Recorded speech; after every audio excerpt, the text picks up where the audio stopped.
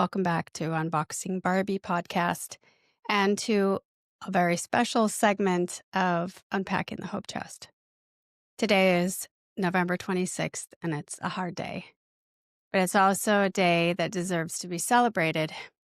Today, my niece, Caitlin Rose Sawyer, known to those of us lucky enough to be in her inner circle as Katie Bear, would have turned 25 today. We lost her in January, just a couple of months after her 24th birthday. And if I'm being honest with you, the silence she left behind is deafening. When you lose someone suddenly, especially in a tragedy like the accident that happened in Lake Isabella, the mind tends to get stuck on the how and the why. There are so many questions surrounding that night. There's a lack of closure that sits heavy in the chest, a fog of what ifs, and that honestly we may never be able to clear away. And today, for her birthday, I don't want to dwell on the darkness of the canyon road. I want to talk about the light that was Katie. Katie was high definition. She lived in Technicolor. She was a woman of huge, unapologetic emotions. If Katie was mad at you, you knew it. There was no guessing game. But if she loved you, oh my gosh, you knew that too. You felt it in your bones. She had this way of lighting up when people were around. It didn't really matter who you were. If you were in front of her, you were the most important person in the room. Her hellos weren't just greetings, they were events. Her hugs were anchors. She was stunningly beautiful, though I'm not sure she ever fully grasped just how striking she was. Maybe that's why she expressed herself so passionately through her fashion and clothes, and style, and her body art. I feel like she was painting the outside to match the vibrant, complex tapestry on the inside. And that tapestry had some dark threads. Katie knew struggle.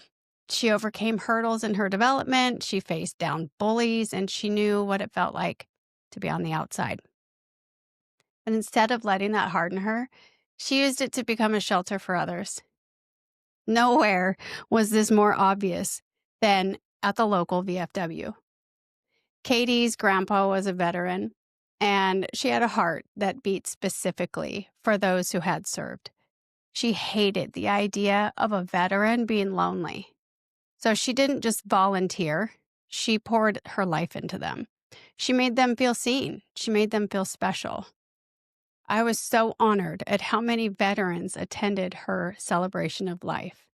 And at that celebration, one of those veterans even stood up to talk about her. Think about that. A young woman, 24, making such an impact on a generation decades her senior, that they stood up to honor her. She was a bright spot in our world that can often feel dim for our older heroes. I'm super proud of what she did there.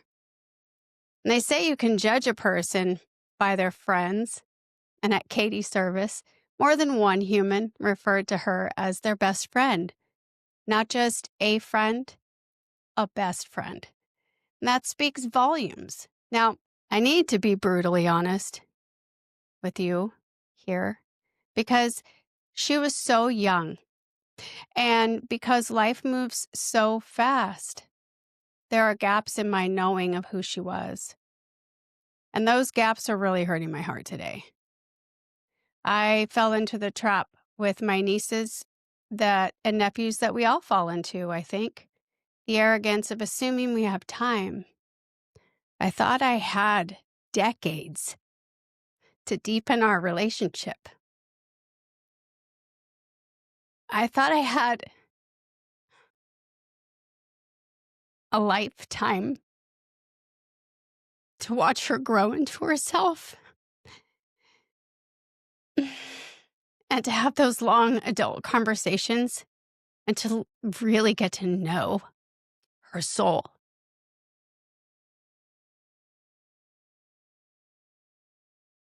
I was waiting for a later that never came. I wish I had known that we were going to lose her so early because I absolutely would have started sooner. But really, that's just my selfishness speaking. Because the truth is, I knew enough. I knew about Katie to know that she was a marvelous and unique soul.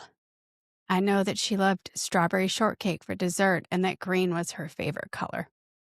Most importantly, I knew that she loved us. So, today, on her 25th birthday, I'm putting this memory in our hope chest. Happy birthday, Katie Bear. We still have questions, and we still have so much pain, but more than anything, we still have every bit of the love you left behind. Ooh, thank you for listening to this episode of Unboxing Barbie. I would be lying if I said I haven't been dreading, on some level, recording this episode. So, if you're on your own journey of healing or reparenting, know that you're not alone. Keep showing up. Keep unpacking your own hope chest. And until next time, take care of yourself and each other and carry on, comrade.